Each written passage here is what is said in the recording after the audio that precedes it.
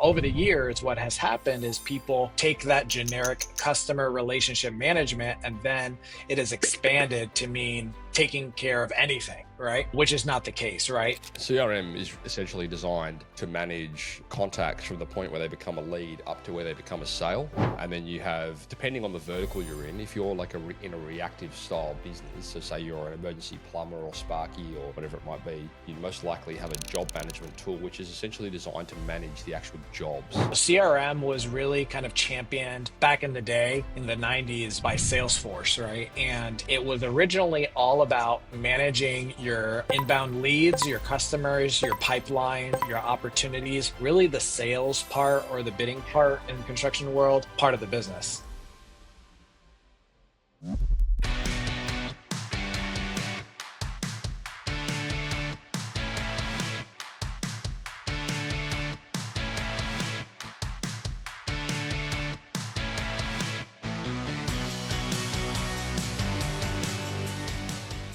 April 3 and 4, 2025, World of Titans is hitting Sydney.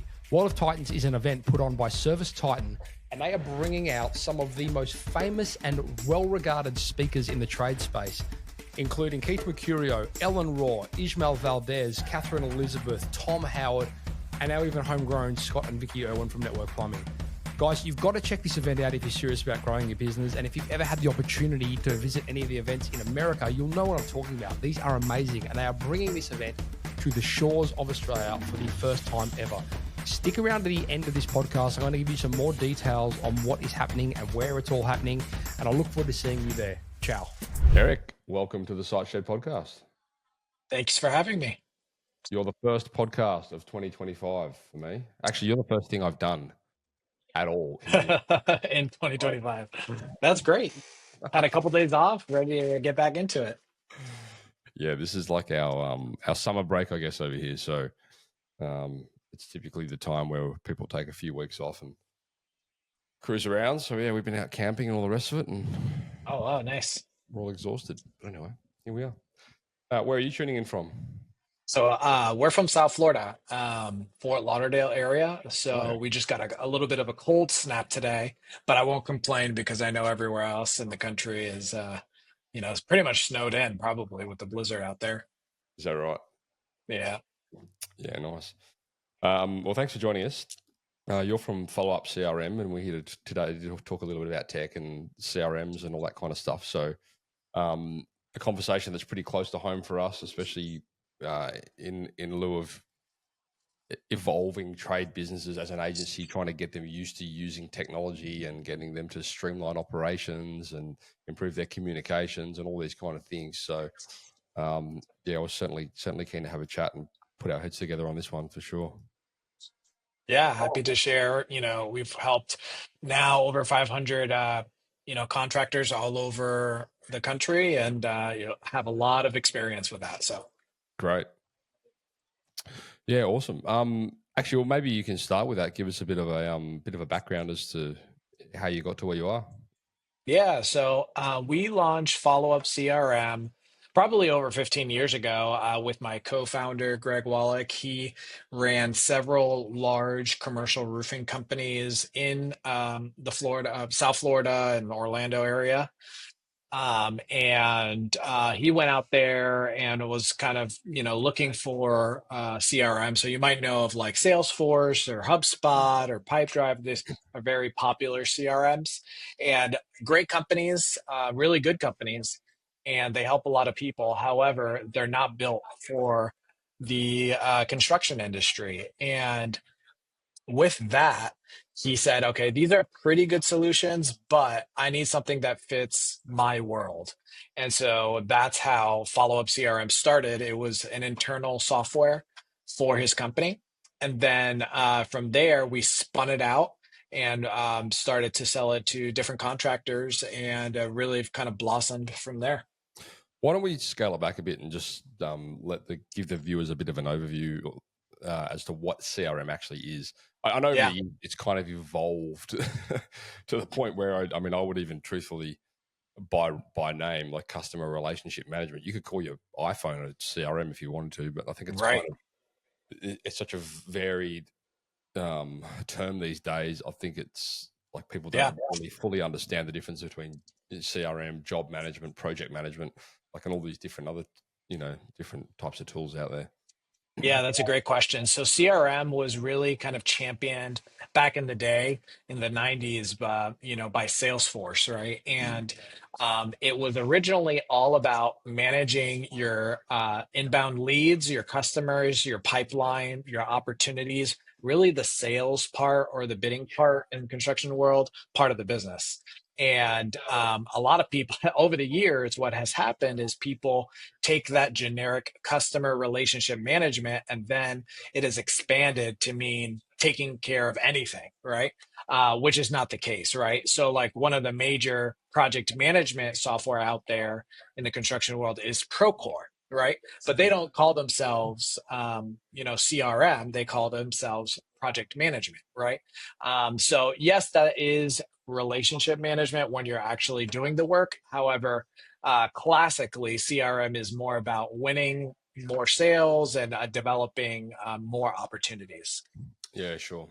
Yeah, it's sort of morphed. I think now as well, like what we're seeing, like we're huge on CRM. Like we won't work with clients unless we set them up with, like the CRM that we use, just purely based on the fact that we know if we don't, as an agency, if they don't have the technology in place, the first thing that falls over is always sales, and then it always comes back to your leads are no good when it very rarely is. It's very rarely the actual, the sales process, and the CRM is like the linchpin that ties it all together every time. Yeah, we hear that all the time. And that's actually one of the reasons why follow up was built in the first place. Because, and you're going to love this stat, 48% of salespeople never follow up with a lead. Yeah. Right. And so what that means is all the leads that you're generating for the customer, no one's even touching them. And then they say, hey, the leads are no good. Right. Well, maybe you didn't call them when you should have, or maybe you didn't email them. And so typically it takes at least 5 to 12 touches of a customer to even close your first contract. Right. And so that's how the name follow up came to be. It's not a one and done kind of opportunity, because maybe you reach out to the customer the first time, but you need to reach out 5 to 12 times to get the ball rolling with the customer. So scheduling those touches, scheduling those outreaches is huge. Well, here's an interesting stat for you, and this is pulled from like real time data from the clients that we're working with, because we run a lot of cold traffic. And for you guys out there that don't know what that is, it's basically like clients will typically come to us when they're looking to scale to the next level, and they've maxed out referrals or they've maxed out word of mouth. Like you can't really scale that as an opportunity, as a reliable source of opportunity when it comes to inbound leads. So they come to us and they're like, okay, we need more leads. So we run ads for them, right? And then the touch points that we deploy as part of the sales process with our sales executives who like handle all the follow-ups and stuff for them, whatever, is up to 30 over the course of a week. And the amount of contact points that are made on date or on the contact attempt 20 and above is about 60% for them booking into a discovery call. So it's huge. And I think conceptually, and this is what we keep selling, I mean, we certainly tell clients, maybe not so much the podcast listeners, but like people, like especially from a cold traffic perspective, if they're sitting on the bus or the train, they're going to work or whatever, they see an ad they like, they click on it, they fill in the details, they get to work, someone calls them, they can't answer it because they're at work. Like you've got a responsibility to follow up. I mean, it doesn't mean they're not interested. It just means they couldn't answer the phone. Yeah. And yeah. So one time I had, it was 2 summers ago, in South Florida is very tropical, so it rains all the time.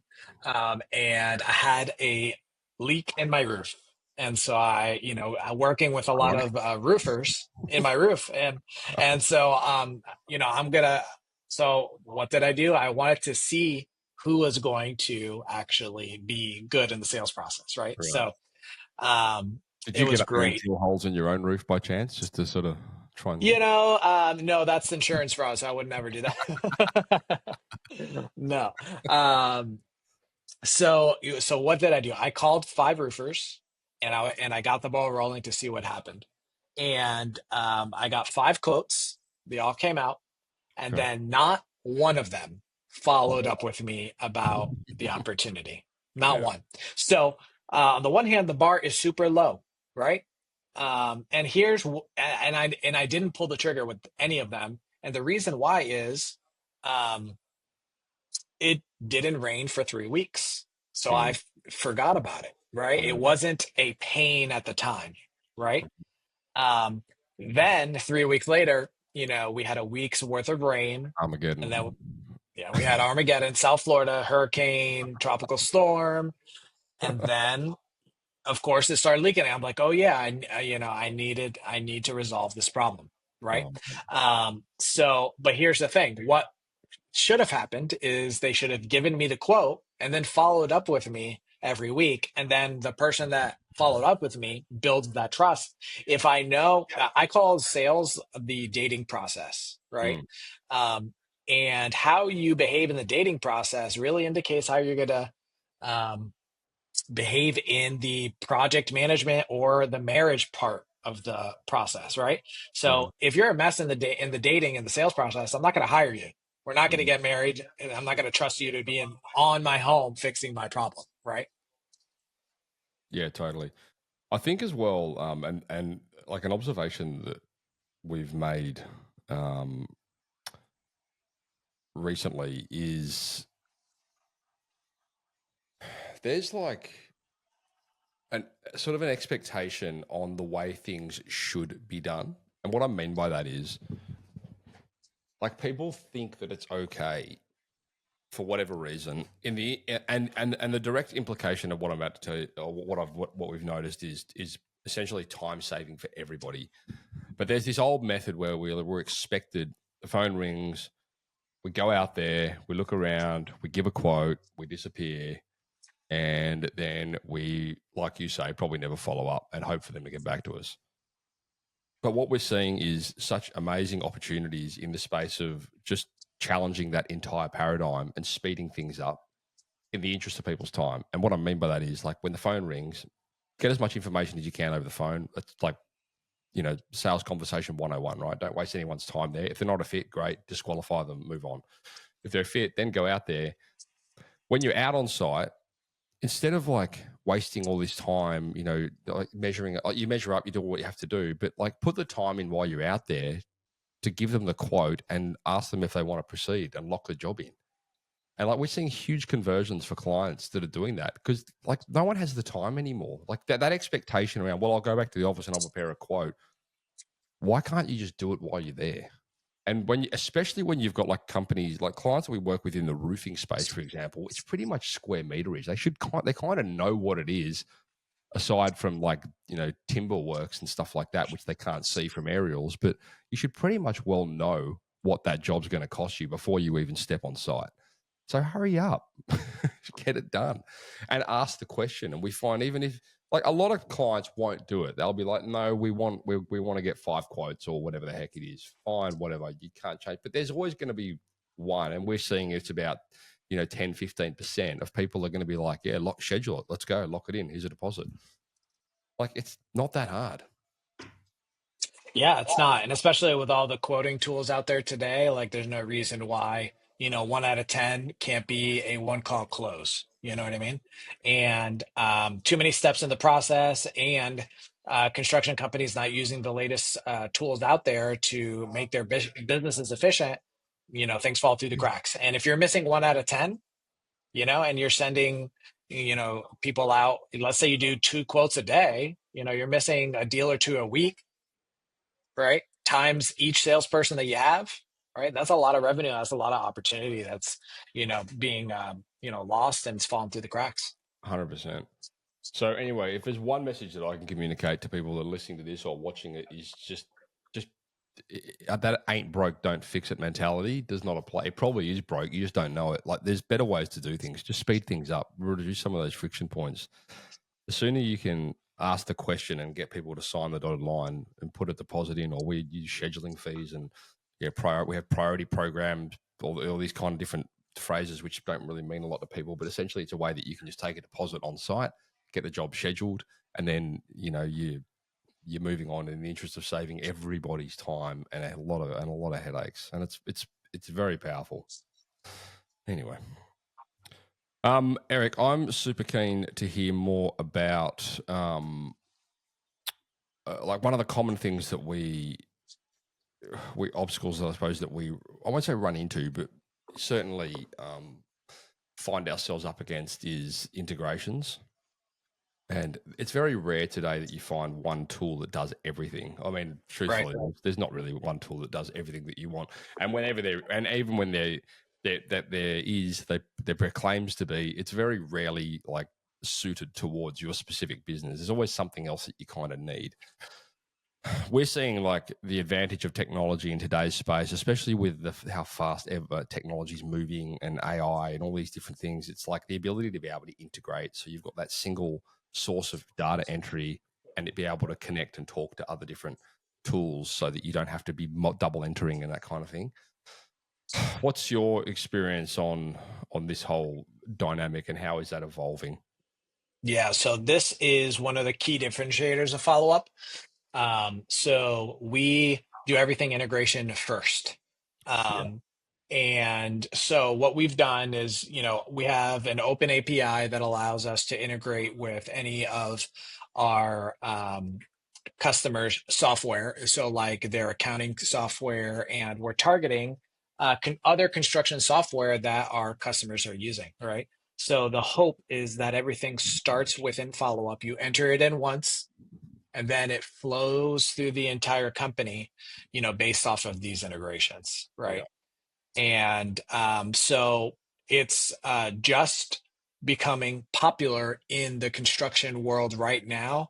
And we're breaking down these silos of data, because you might have something over here in your project management, something over here in accounting, and then something over here in your CRM. And, with Followup, you can just make sure it's entered in once and then flows cleanly to everything else. Sure. And for you guys out there, I suppose, that are curious about the difference between like CRM, job management, project management, I'll give my perspective of it, and then maybe you can chime in and give me yours. But essentially, with like the CRM side of things, this is what I tell clients anyway. CRM is essentially designed to manage contacts from the point where they become a lead up to where they become a sale. And then you have, depending on the vertical you're in, if you're like in a reactive style business, so say you're an emergency plumber or Sparky or whatever it might be, you'd most likely have a job management tool, which is essentially designed to manage the actual jobs.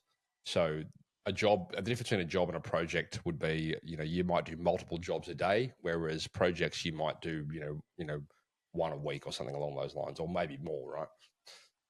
So job management manages multiple projects, whereas project management is like you said before, like the bigger builders, they might, have jobs that go on for years and they need like really detailed, project style management. So job management won't suit those types of businesses. But regardless, Right. You need to get the contact to the point where they enter into one of those. And that's where you really need to, like the CRM side of things is so important. Like I said, we just refuse utterly to do any sort of paid traffic campaigns for someone that isn't set up with the CRM, because we just know for sure, like they're just going to be burning money, and then it's going to come back and they're going to blame us for it. Yeah, no, absolutely. So the categories that we like to talk about is maybe like, construction or service, right? Yeah. So like in subcontractors world, like in the roofing example I just gave with my own, that's a service opportunity, right? A small job that might take a day, 2 days, half a day, whatever it is.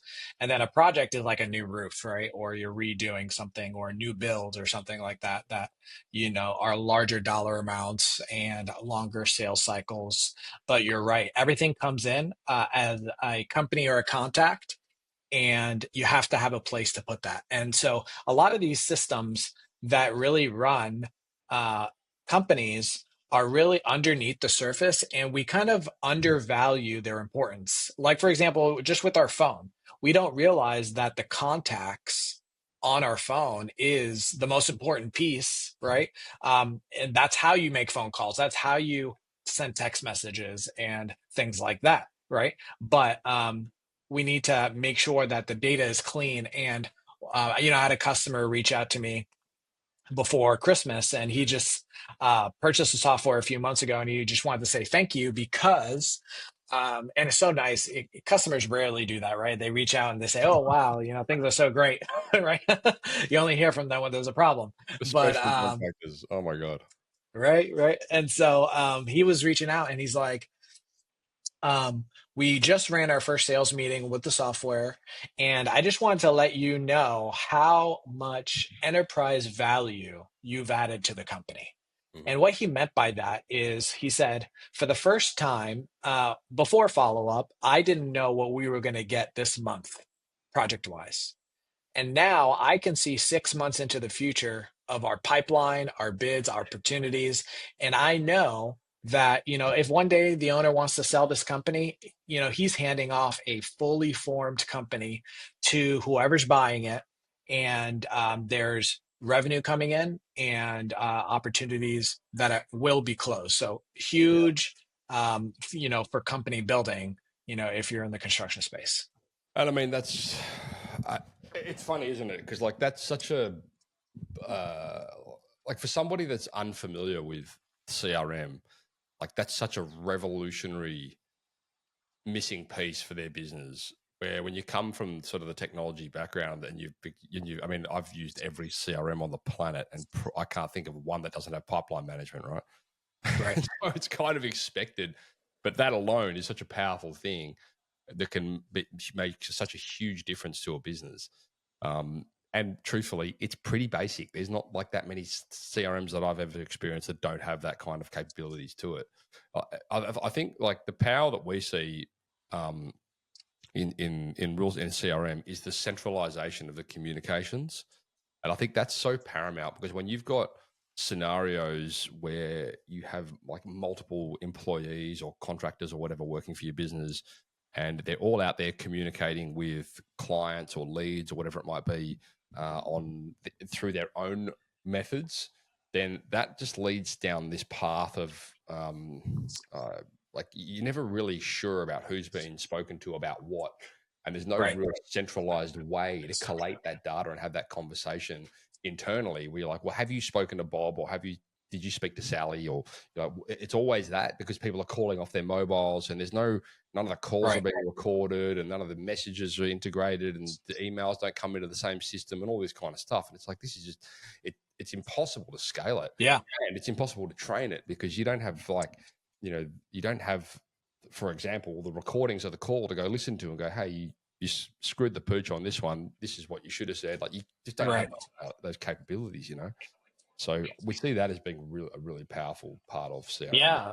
Yeah. And another one that's really important is, a lot of these contractors, they are, the owners of these companies, they might be retiring soon, right? And maybe they want to hand it off to, one of their kids or sell the company. And, and the relationships are all in dad's head, right? And that's not going to work, right? Yeah. And so, what you need to do for the future of the company and for your future employees is to get that information out of somebody's head, out of their email, and into a centralized place so that it's company data, not, dad's data, It's kind of a hard thing to sell people on when they are a smaller business. I've found like they're like, well, we don't really need this, and I'm like, yeah, but you don't. Like the hard thing for us is always trying to cast the vision of where they want to be, like with their on their roadmap within 6 months. Say, look, that's great where you are right now, but you've come to us because you don't want to be here. You come to us because you want to be here, and these are the constraints that I can tell you're going to have moving to that stage, and it's always the same. It's always the same constraints, and it's always about, okay, well, if we're going to, like you say, if we're going to bring team members in here to replace any one individual from doing something, we need to make sure that there's a system in place which can provide that individual from being removed from that part of the flow, of the workflow. And if you don't have that, then it's always going to be in dad's head. Like you're never going to be able to turn it from intellectual knowledge into intellectual property if you don't make that transformation and embrace the technology, which can free you or somebody else up from doing the thing. We see it a lot, Eric, as well with salespeople as an example, right? Where you've got we've got clients, a client down in South Australia who we've taken from 1 million to 6 million over the last 24 months, and we've done that by and he was the guy, he was doing the sales himself, and then he brought a salesperson on. But because we had the system in place, we were able to then bring his sales guy in, train him up on that same system, get him adopted into it, and remove the owner from doing it. And we could only do that because the system it existed, and it was a defined tool that was there ready for them to step straight into, based on the fact that the owner had already been there and used it. So it's the only way we've seen it work. Yeah, and that's building a company, right? That's building systems and processes so that you can scale and grow, right? Because although we might like to think we are, but we can't do everything, right? So we need to train, we need to get others to join our team.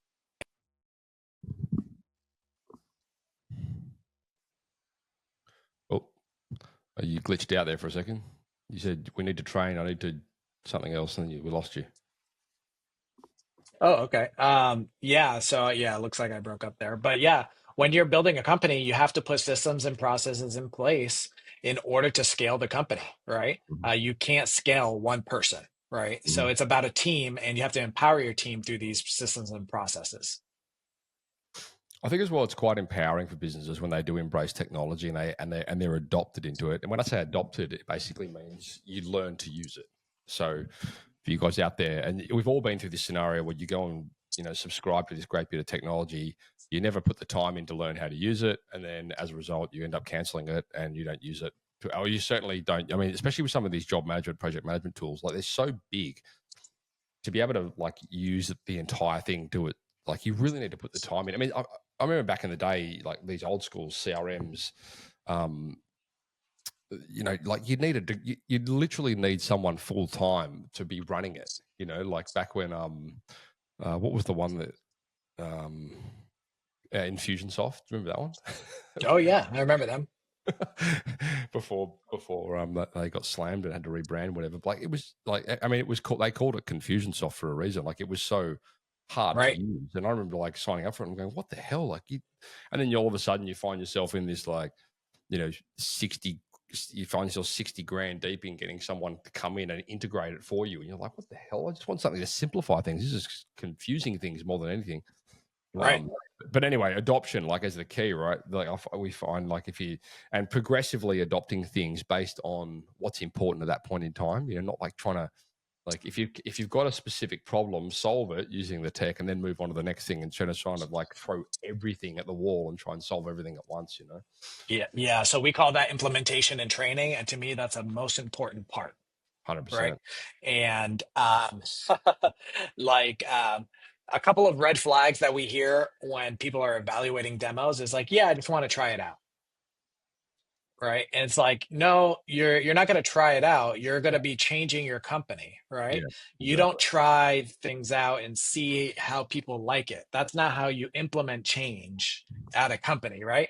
And so a lot of times it's getting that buy-in, right, from the whole team and say, hey, this is the direction, these are the expectations, and this is how we are going to be moving forward because it's good for you, it's good for the company, and this is what we're going to be doing, right?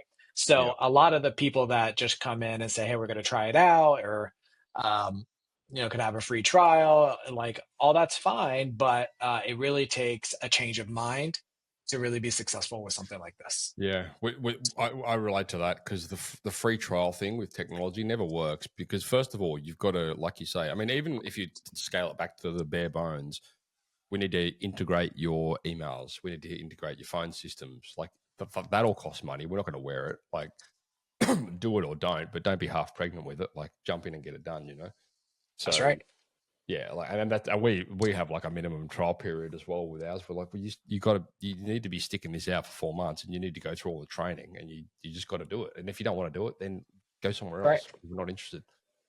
Yeah, and for us, you have a dedicated onboarding specialist that really learns your business, implements the business into the software so that it looks and feels like your system, right? And it's a lot of consulting work basically, right? Yeah. To implement a software like this.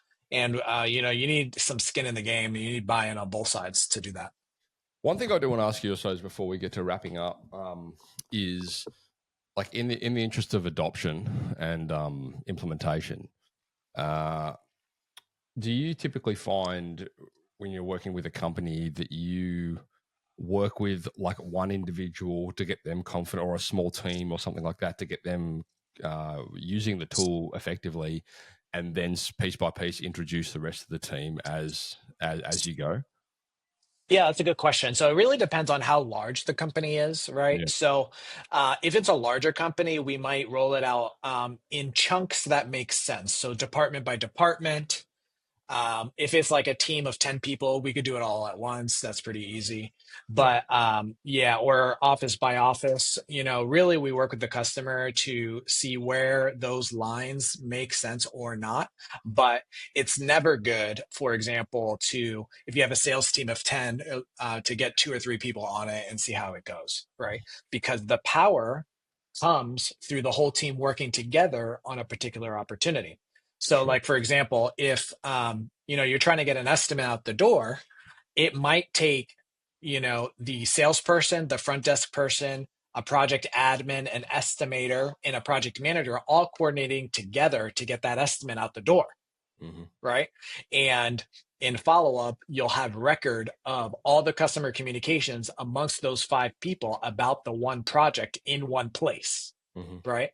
Yeah. And Right. so when you have all that in one place, and let's say you only have 1 or 2 of the people on that team working in the system, you're shooting yourself in the foot, right? You need all 5 of those people to work on the one project in the system together to get the power out of it. Yeah. Yeah. No, 100%. 100% relate to that. I know in the past it's been sort of a bit of a conversation and kind of a challenge, truthfully, around getting individuals to change and embrace the change. And as part of the adoption process, we see that sometimes, there might be guys out in the field that want to default to the way they've always done things. And like that's normal. Like people are resistant to change. And we found the only Right. real way to bridge that gap is through making it like culturally, like making a cultural change to the business. Like this is Absolutely. and typically, and I'd love to get your input on this, I suppose, but like we find if it doesn't come from the head down, if it's not like Right. led by somebody championing it at the company, like this is the way Yeah. we're doing it now, you need to Yeah. do it this way, it will always fall back to the way that people were comfortable and doing it. Absolutely. Yeah, we have some tricks of the trade to really push adoption and implementation. So number one, it has to come from an executive, right? This is the go live date. This is what we're doing moving forward. Tip number 2 is we encourage all of our customers to implement sales meetings where the salespeople present on the Monday morning sales meeting. Mm-hmm. Right. And so it's that peer accountability because you're not going to stand in front of your peer of 10 coworkers and your CRM hasn't been updated. Right. Yeah, exactly. And that's embarrassing, right? Especially if that expectation has been set that this is what we're going to be doing. So what happens is magically Sunday night, there's a bunch of updates to the system, and then Monday morning, everyone's ready to present, right? So that's a trick of the trade. And then the last one is tie compensation to the reporting within the system. Totally, like KPIs, commission reports, whatever it is. But you can say, hey, salesperson or project manager, you're getting paid on this gross margin number from this report. Mm-hmm. And suddenly there's a bunch of data and there's lots of activity in the system and you get the reporting that you need. So yeah, it's brilliant. Mate, this has been a great chat. I really appreciate you taking the time. Is there anything you wanted to? Is there anything that we haven't covered, or anything you wanted to wrap up on before we close this off? No, thanks for having me. I appreciate it. Yeah, if anyone's interested, you could always reach out to me on LinkedIn. Very active on there. Also posting, tips and tricks, from our learnings and implementing CRM at a construction company. or you could reach out at followupcrm.com. Awesome. I'm going to put links to all of your stuff, Eric, in the show notes for you guys out there that are driving or whatever. I'm just connecting with you on LinkedIn, actually, as we speak. There'll be links to all of Eric's social details and the website, which is followupcrm.com. So any further questions, or if we haven't covered anything, guys, that you'd like us to, let us know. I'm sure I can coax Eric into coming back on and answering some of those questions. Otherwise, Eric, thank you so much for your time. I know it's getting on over there. We'll let you get on with your afternoon. And thank you very much for joining us. Thanks for having me. Okay. Bye. That's a wrap. Site Shedders, I have an amazing time-sensitive announcement that you need to hear. On April 3 and 4, 5 of the USA's most accredited and accomplished trade business experts are bringing their expertise to Sydney to teach you how to build, run, and even exit your trade business in an exclusive world-first 2-day event. You're going to get to meet and hear from Tom Howard, who built one of his many businesses from 1.4 million to 140 million and is now preparing to exit. You're going to meet Ismael Valdez, who went from 0 to 30 million exit in 1 year, and he's done this repeatedly. We're also going to hear from world-renowned experts Ellen Raw, Catherine Elizabeth, Keith Mercurio, and our homegrown plumberpreneurs Scott and Vicky Irwin from Network. For the VIPs, Thursday will include a tour of Sydney-based Network Plumbing's HQ, which is currently about 40 million revenue.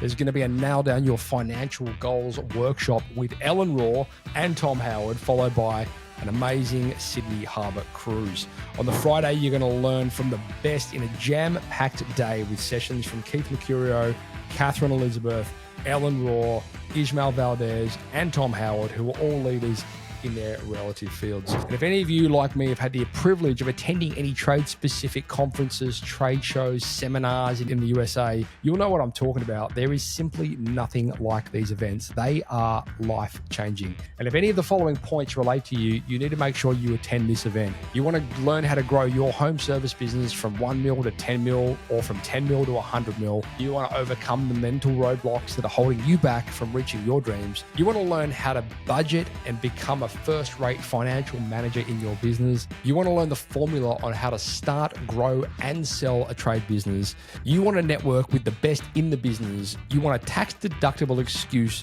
to work on you and your business in one of the most iconic locations in the world. So if that all sounds good, head across to thesiteshed.com, scroll down and click on the link to the World of Titans event and register you and your team. And I'll be seeing you there on April 3 and 4. Now, this is a very exclusive event. There are only limited seats available to this, and I can tell you now it's already half sold. So if you want to come to that event, make sure you get in quick. Don't muck around. I cannot guarantee there's going to be seats available for long. So it's April 3 and 4. Head across to thesiteshed.com and make sure you register for that event. See you there.